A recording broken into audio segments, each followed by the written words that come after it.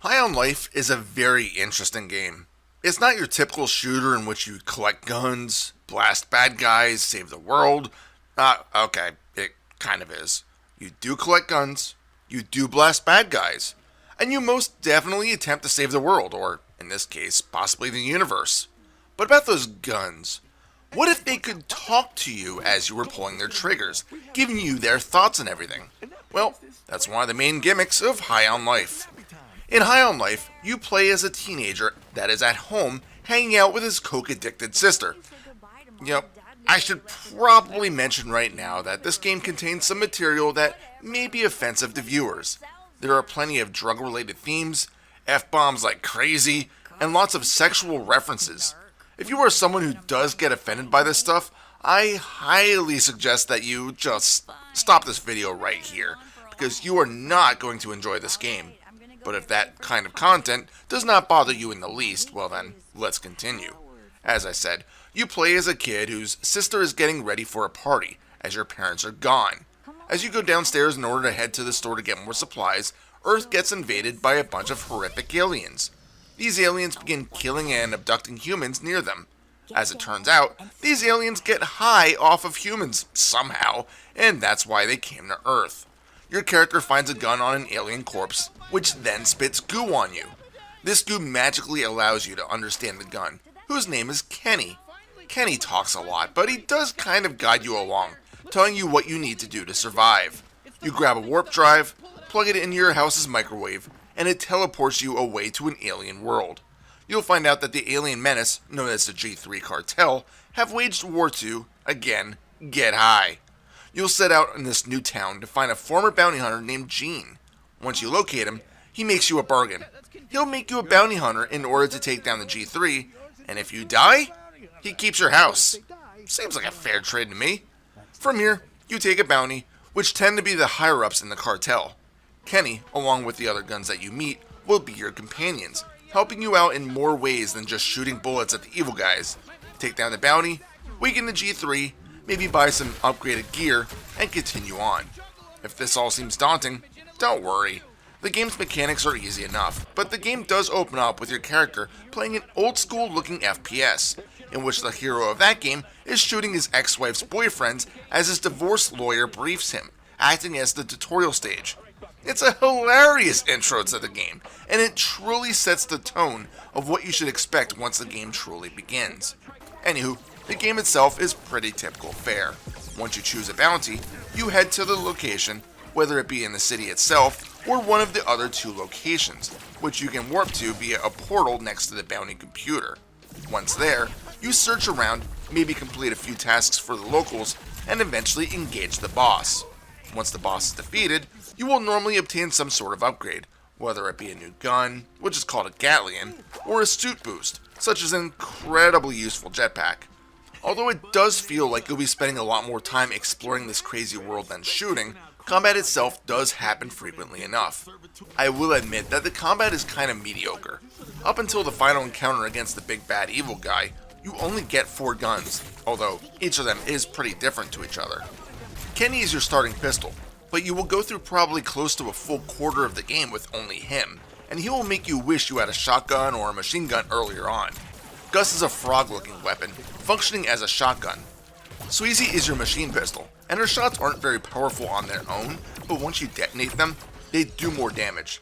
Finally, you get Creature, a grenade launcher of sorts. Creature's shots eject his so-called children from his back, who then latch onto enemies and do lingering damage.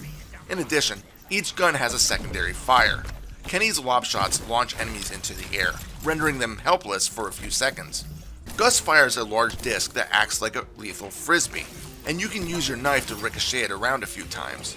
Sweezy's time bubble slows everyone in the sphere down. Finally, Creature can mind control an enemy, turning their aim towards their friends. Each Gatlian does have its use, but once I got Gus the shotgun, he tended to be my preferred method of attack. All of this is fine and all, but as I said, the combat does leave a little bit to be desired. It's not bad, it's just not mind-blowing. The G3 enemies are typically pretty standard looking, with most of them being gray aliens armored in yellow goop that can be shot off. You also have the bigger, badder tank variants. Sure, there are a few bug-like creatures that you'll encounter, but overall, none of the opposition really struck me as amazing. Thankfully, you do have infinite ammo for all the weapons, but due to everyone's small clip size, you'll be doing a lot of reloading. This tends to get old as well, as I felt like I was doing more reloading than shooting. Plus, the environments are hit or miss. The alien city feels alive, with a few marketplaces and a slums area that feels really depressing.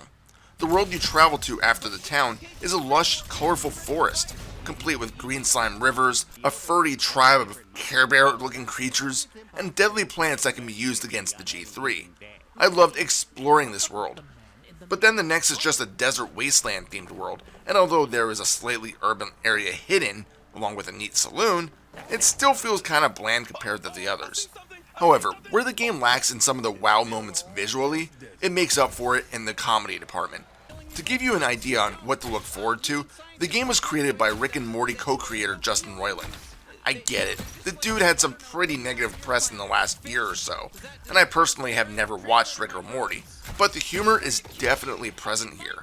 The Gatlians often remark on your deeds, along with your mistakes, like cursing you out when you fall into the aforementioned green slime. Your knife is alive as well, and he's pretty sadistic and homicidal, always wanting to stab things to feel the blood. The denizens of these strange worlds, like the Gatlians, all have distinct personalities, making you want to interact with everyone just to see what they have to say.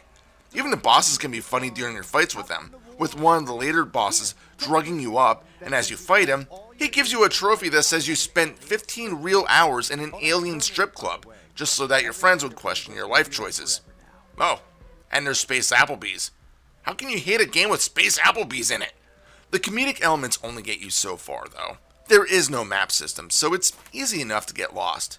Yes, you can press up on the D-pad to pulse the screen and get an objective marker to guide you, but this marker doesn't always appear.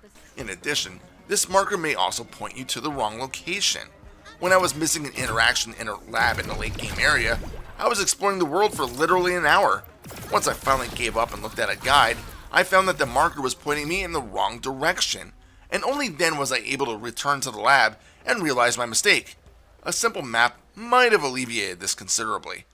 Even with these minor complaints, High on Life is a pretty fun time. There's enough to do in between bounties, such as interacting with the world's inhabitants and finding the chests that can be opened for collectibles and pesos, the game's currency. You can look around and find pop culture references, such as a Mystery Science Theater 3000 parody in a movie theater that you can warp in. Really, the world itself makes the game worth playing. Sure, the combat is kind of average, with the Gatlians providing much needed interaction during the fights, but again, the laugh factor makes up for this. Yes, the humor is often crude, and some jokes keep harping on the same themes, but I definitely laughed out loud a few times. If you're looking for a comedy-filled Doom ripoff, and you aren't scared of a few thousand F-bombs, then High on Life may be for you. Final score? 6 out of 7. This is Reaper. Happy fragging.